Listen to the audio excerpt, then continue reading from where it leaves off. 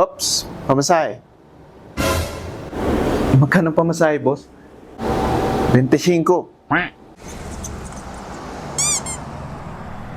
Oh, ano yan?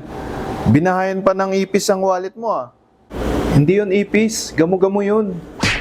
Kuya, baka pwedeng utang muna. Saan ako na bayaran? Ilista mo na lang. Ito oh, estudyante. Wow! Ano? Estudyante ka sa tanda mong yan? Hindi pwede ang ginagawa mo. Abunuhan pa kita. Ano to, ginawa mo na akong sari-sari store ah.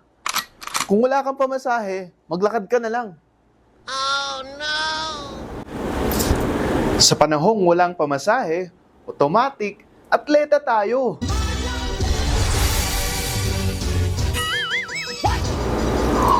Oh, Dios mío!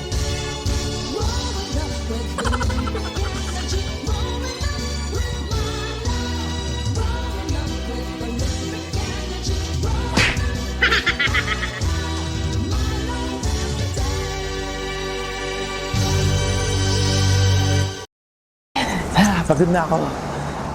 Bigyan pamasahe. Pamasahe po, please. Pamasahe.